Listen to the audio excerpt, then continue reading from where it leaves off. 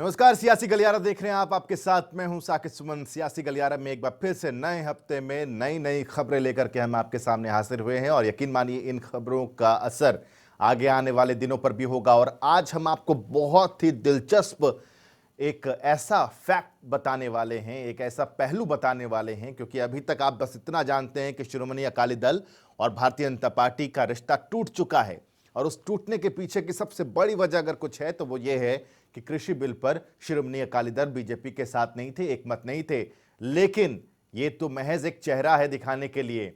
असल चेहरा क्या है ये आज हम आपको बताएंगे। आपको हम बताने वाले हैं आज कि आखिर क्या ऐसी अहम वजह रही और कब से रिश्तों के टूटने की ये दरार आखिर कब सामने आ गई थी। ये आज हम अपने कार्यक्रम में आपको एक्सक्लूसिव बताने वाले हैं कि आखिर वो सबसे बड़ी वजह क्या रही जब शिरोमणि अकाली दल और भारतीय जनता पार्टी के रिश्ते में यह दरार आई थी। लेकिन उससे इतर आज हरियाणा के अंदर भी सियासी हलचल बहुत सारी देखने को मिली है, बहुत सारे बयान सामने आए हैं। तो चलिए शुरुआत करते हैं सियासी गलियारे की और आधे घंटे रहिए हमारे साथ और जानिए प्रदेश की सियासत को।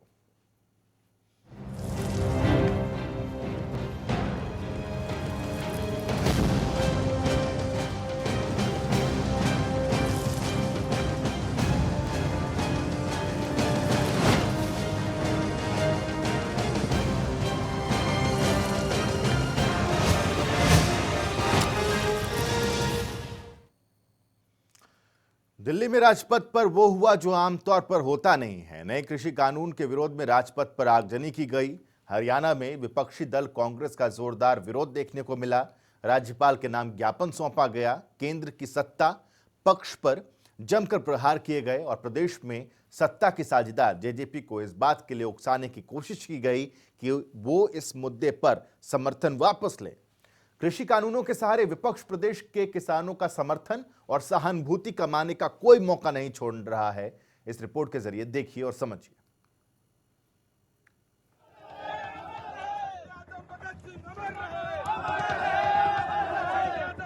ये राजपथ है और ये है राजपथ पर सुलगता और भड़कता विपक्ष का वो गुस्सा जो उठती लपटों जितना गर्म है और जिसके काले धुएं के जैसा बताया जा रहा है नई कृषि कानून को।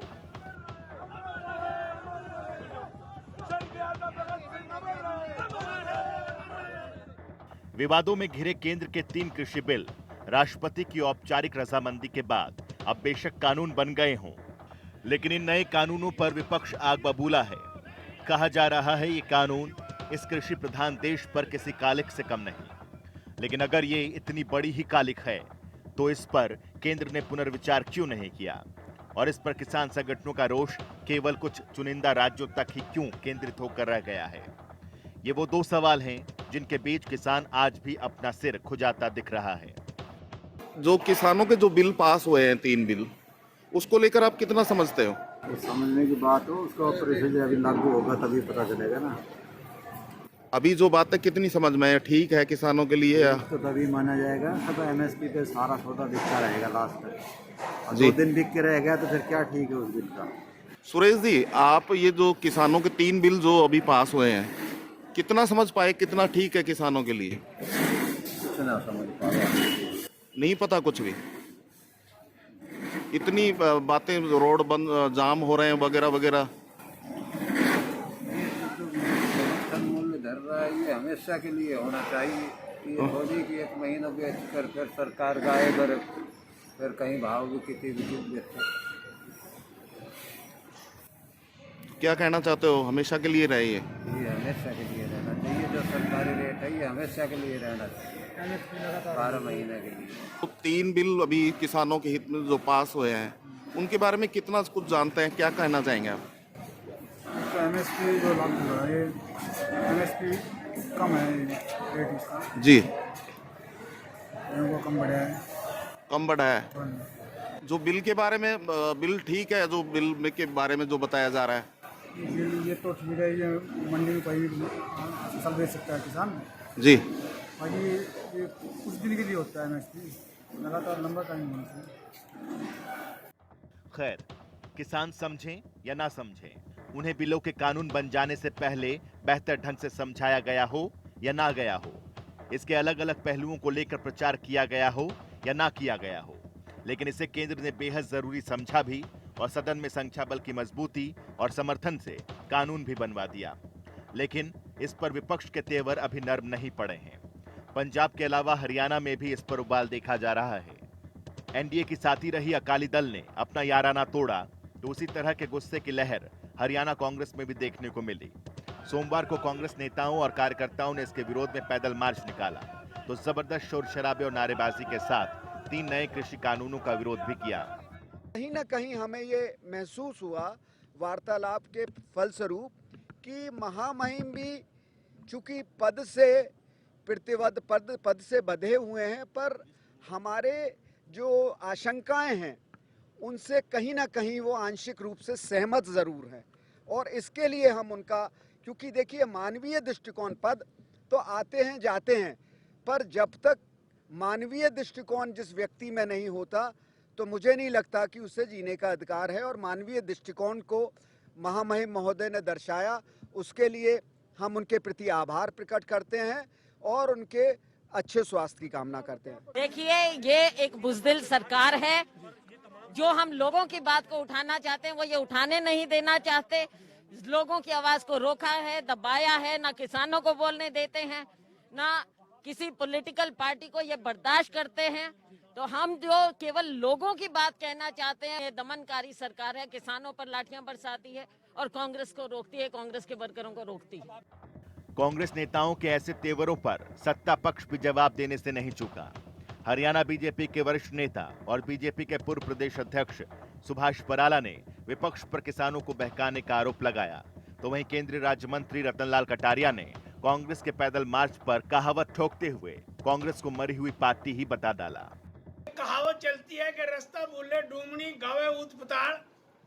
अब ये जो कांग्रेसी हैं, ये किसी दूसरे के कंधे के ऊपर बंदूक रख के भारतीय जनता पार्टी को बदनाम करने की कोशिश कर रहे हैं। मैं कुमारी शैलजा जी तक ये बात पहुंचाना चाहता हूं कि आप चाहे कितना जोर लगा लें, हरियाणा प्रदेश के अंदर इस मरी हुई कांग्रेस में जान नहीं पड़ सकती। धान की फसल की कटाई शुरू हो चुकी है। मंडियों में भी धान की आवक शुरू हो चुकी है और 26 सितंबर से सरकार की खरीद भी प्रदेश की मंडियों में शुरू हो चुकी है। मैं आपके माध्यम से हमारे किसान भाइयों को कहना चाहूँगा कि हम आपकी समस्या का तो समाधान कर सकते हैं और किया भी है, लेकिन जो किसान के नाम पर राजनीति कर रहे हैं, गंदा खेल खेल रहे हैं, उस बात का इलाज भारतीय जनता पार्टी की सरकारों के पास नहीं है। उसका इलाज अगर है तो केवल वो इलाज जनता के पास है और आंदोलन को भटकाने का काम भी किया जा रहा है। प्रदेश की बीजेपी सरकार भले ही विपक्ष की मंशा पर सवाल उठा रही हो, बेशक उन पर किसानों को बहकाने और भड़काने का आरोप लगा रही हो, लेकिन विपक्षी दल कांग्रेस को इसमें भी सियासी स्कोप नजर आ रहा है। शायद तभी सूबे के पूर्व मुख्यमंत्री भूपेंद्र हुड्डा सत्ता के साझेदार जेजेपी को किसानों की दुहाई देकर सत्ता से अलग होने का ताना देने से नहीं चूके। हालांकि डिप्टी सीएम दुष्यंत चौटाला विपक्ष की ऐसी चाहत पर पहले ही पानी फेर चुके हैं, लेकिन यहां भूलना नहीं चाहिए कि विपक्ष के हाथ एक ऐसा मुद्दा है जो कृषि कानून पर सूबे के बहुत बड़े वोट बैंक यानी किसानों का मूड तय करेगा। जनता टीवी के लिए चंडीगढ़ से पवन सिवर की रिपोर्ट।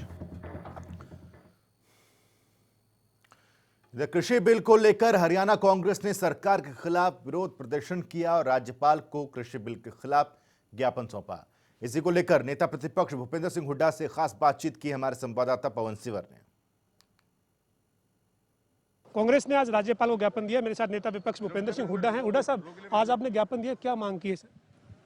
नहीं, हमने ज्ञापन दिया है, ये जो कानून बनाए हैं ये किसान विरोधी हैं, इनको रद्द किया जाए या इसमें संशोधन किया जाए, चौथा कानून बनाया जाए, उसमें प्रावधान हो कि जो भी खरीद हो किसान की वो उसमें एमएसपी लागू हो और एमएसपी अनिवार्य हो और जो एमएसपी से कम ले उसको उसका जो है उसके लिए सजा का प्रावधान हो।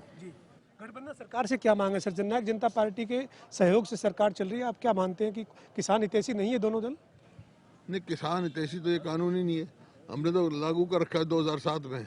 2007 में जो कॉन्ट्रैक्ट के रूल्स बनाए उसमें मैंने प्रावधान कर रखा है कि कोई भी एमएसपी से कम कॉन्ट्रैक्ट नहीं होगा, तो उसको लागू रहने अब फैसला करेंगे कि किसको कुर्सी प्यारी है, किसको किसान प्यारा है। बहुत बहुत शुक्रिया सर। ये नेता विपक्ष भूपेंद्र सिंह हुड्डा हमारे साथ थे। इन्होंने कहा है गठबंधन सरकार किसान विरोधी सरकार है और अब उनको तय करना है गठबंधन के नेताओं को जो सरकार का हिस्सा है कि उनके लिए कुर्सी जो है वो ज़्यादा महत्वपूर्ण है या जो है वो उनके लिए किसान मायने रखता है।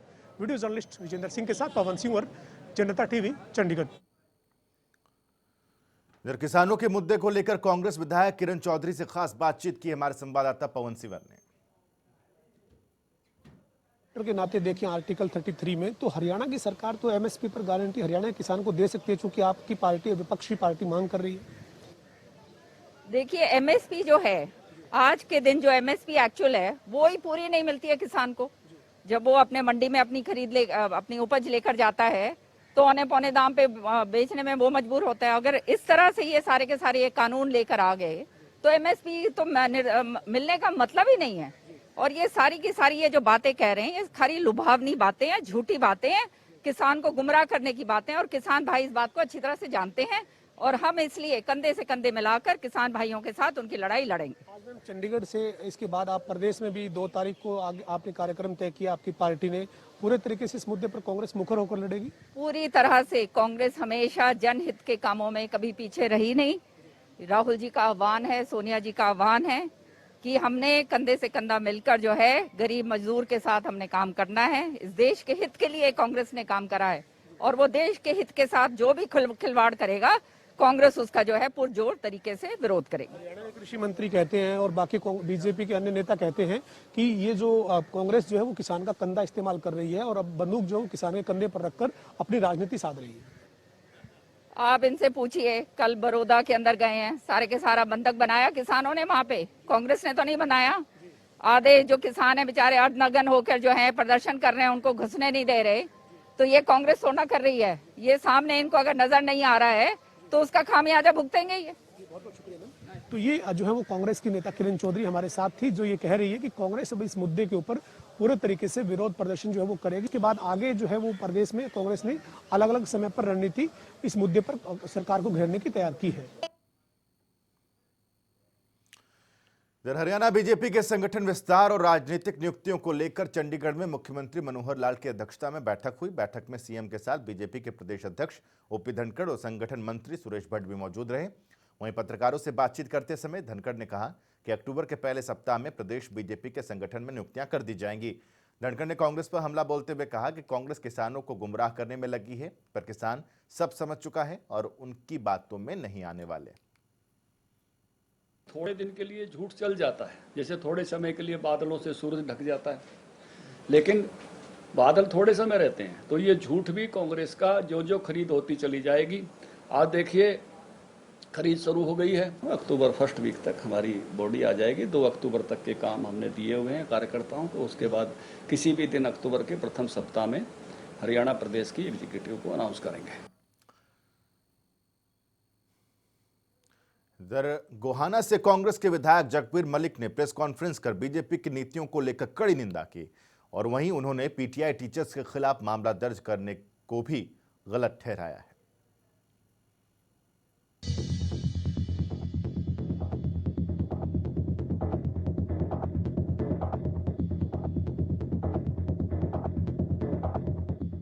विपक्ष कभी भी कोई भी मौका सरकार को घेरने का छोड़ता नहीं है। इसी कड़ी में गोहाना से कांग्रेस के विधायक जगबीर मलिक ने भी बीजेपी पर हमला बोला और कहा कि संगीनों के साए में लोकतंत्र की हत्या की जा रही है और ऐसा लोकतंत्र के इतिहास में पहली बार हो रहा है। मैं ये समझता हूँ इससे ज्यादा जुल्म ये सरकार कर नहीं सकती। उन्होंने बेटी बचाओ बेटी पढ़ाओ का नारा देने वाले बीजेपी सरकार पर कटाक्ष करते हुए कहा कि बीजेपी सरकार पीटीआई बेटियों पर जुल्म ढा रही है और विधानसभा में भी 3 अध्यादेश कानून और पीटीआई टीचरों की बदहाली के मुद्दे को दबा दिया गया। तो वहीं अगर सरकार की नीयत अच्छी होती तो इन सभी पीटीआई टीचर्स की सीट सुरक्षित की जा सकती थी। पहले तो ये जो है इन पीटीआई की बात को जो है ना तो विधानसभा में सुना, ना इसका बिल को हमारा दिया हुआ प्राइवेट बिल को डिस्कशन में किया। ये हमारा एडजर्नमेंट मोशन है। ये एडजर्नमेंट मोशन जो है अब सारा काम रोक दो विधानसभा का, पहले 1983 पीटीआई का फैसला करो। ये मोशन जो हमने मूव किया है कांग्रेस पार्टी की तरफ से एमएलए द्वारा, ये सारा मोशन जो है इसके बाद जो है इतना सारी चीज़ें हमने लिखी है, इनको बहाल किया जा सकता था, इनकी ये सुरक्षित की जा सकती थी इनकी सेवाएं यदि सरकार चाहती थी। सरकार की नीयत नहीं। बीजेपी पर बरसते हुए उन्होंने कहा कि बड़ौदा उपचुनाव में बीजेपी किस मुंह से लोगों से वोट मांगेगी।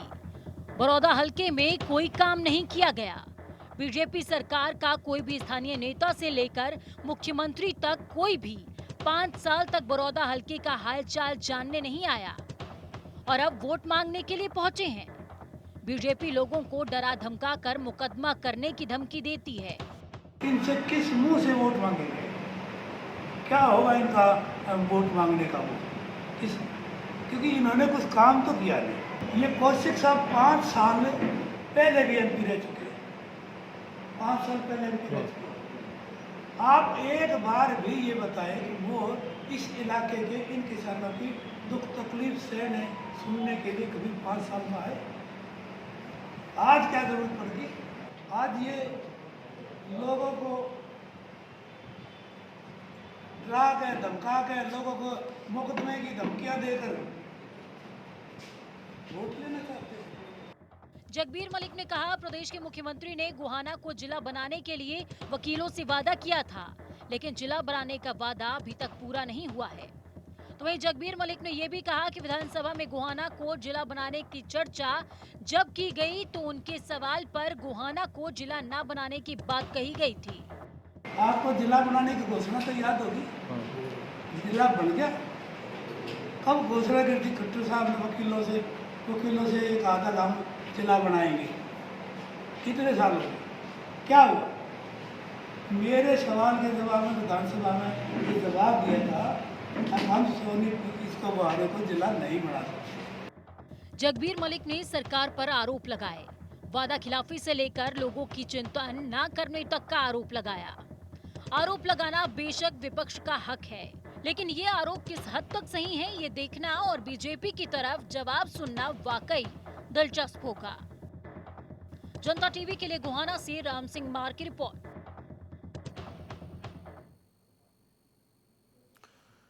कृषि बिलों को लेकर अकाली दल ने एनडीए से तो नाता तोड़ दिया, लेकिन दोस्ती में दरार की वजह हरियाणा भी है। दरअसल हरियाणा विधानसभा चुनाव के दौरान अकाली दल ने बीजेपी के साथ चुनाव लड़ने की इच्छा जताई तो बीजेपी ने अकाली दल के साथ चुनाव लड़ने से इनकार कर दिया था। दोनों के रिश्ते में खटास तो यहीं से शुरू हो गई थी। आपको ये रिपोर्ट जरूर देखनी चाहिए।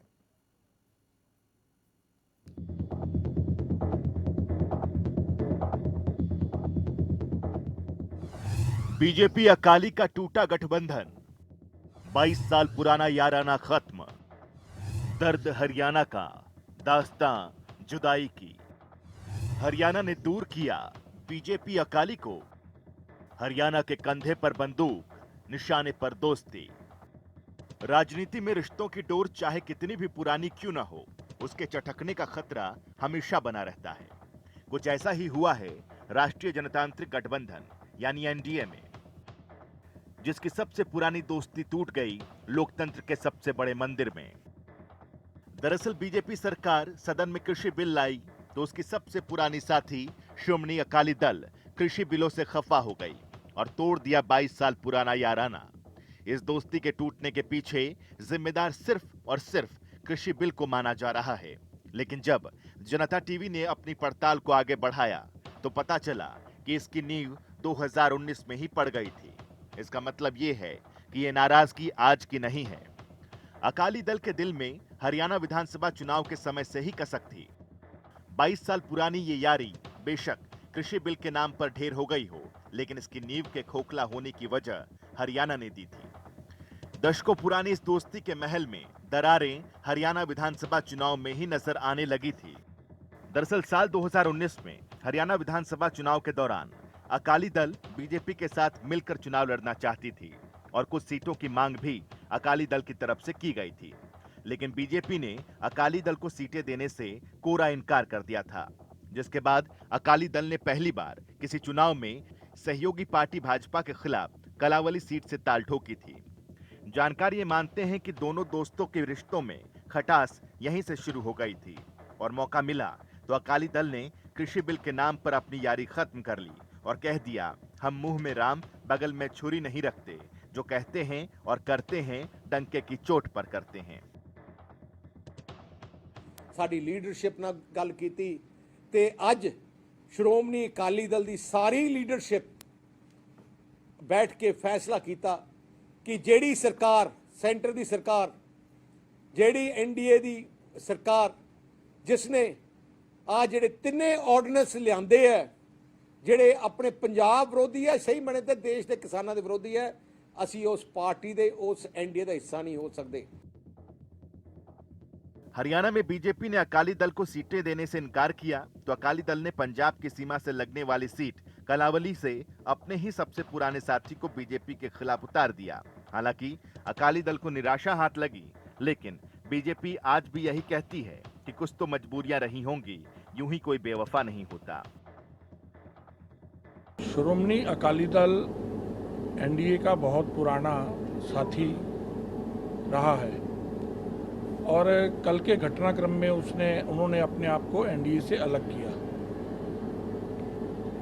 उनकी अपनी राजनीतिक मजबूरी हो सकती है, राजनीतिक कारण हो सकते हैं, लेकिन भारतीय जनता पार्टी ने एनडीए के हर सदस्य को पूरा मान और सम्मान दिया और कभी भी ऐसा नहीं हुआ कि भारतीय जनता पार्टी ने किसी एनडीए के सदस्य से अपने आप को अलग किया हो। श्रोमणी अकाली दल अपनी मर्जी से एनडीए से अलग हुआ है। बहरहाल अकाली दल ने एनडीए से तो अपना नाता तोड़ लिया, लेकिन इस रिश्ते के टूटने की वजह भी शायद हरियाणा है और इसके परिणाम का केंद्र बेशक पंजाब होगा, लेकिन इसकी जद में हरियाणा भी आएगा और राजनीति में कुछ नए समीकरण भी देखने को मिल सकते हैं, क्योंकि राजनीति में न कोई स्थायी दोस्त होता है, न कोई स्थायी दुश्मन। ब्यूरो रिपोर्ट, जनता टीवी।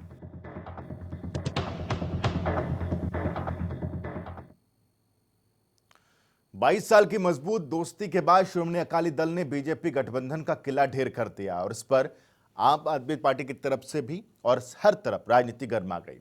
बीजेपी से अकाली दल के अलग होते ही अभय चौटाला ने उनके लिए दरवाजे खोल दिए तो कंवरपाल गुर्जर ने कह दिया, बड़ा पछताओगे।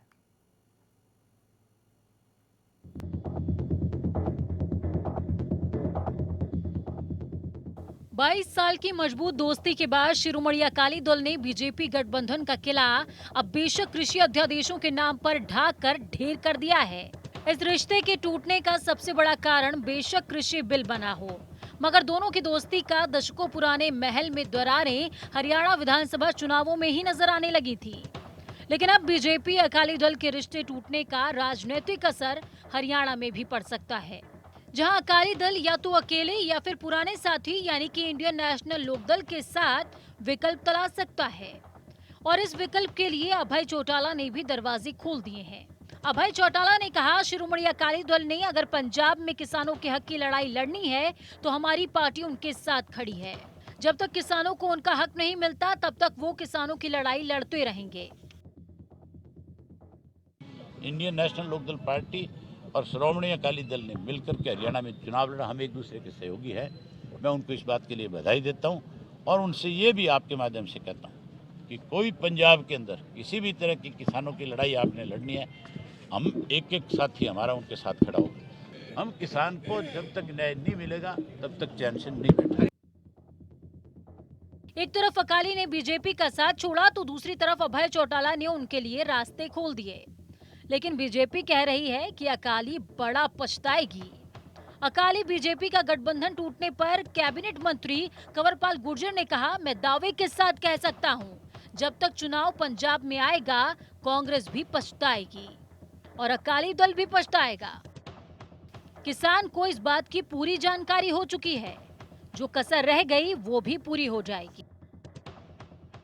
ये बात दावे के साथ कह सकता हूं कि जब चुनाव पंजाब का आएगा ना, तब मेरे ख्याल से कांग्रेस भी पछताएगी और अकाली दल भी पछताएगा, क्योंकि किसान को बिल्कुल इस बात की पूरी जानकारी होगी है, और जो कसर रहेगी तो वो बाकी जानकारी हो जाएगी। कंवरपाल गुर्जर ने दो टूक ये भी कहा कि निश्चित तौर से जो किसान है वो भारतीय जनता पार्टी का समर्थन करेगा। ये बात सबको समझ लेनी चाहिए। तो निश्चित तौर से जो किसान है वो भारतीय जनता पार्टी का समर्थन करेगा, और ये बात सबको समझ लेनी चाहिए। मुमकिन है कि बीजेपी से अलग होने के बाद इंडियन नेशनल लोकदल और अकाली दल एक हो जाएं, क्योंकि ये सच है, जब राजनीति में किसी पार्टी या किसी नेता के लिए एक दरवाजा बंद होता है तो खुद ब खुद कई और दरवाजे खुल जाते हैं। ब्यूरो रिपोर्ट, जनता टीवी।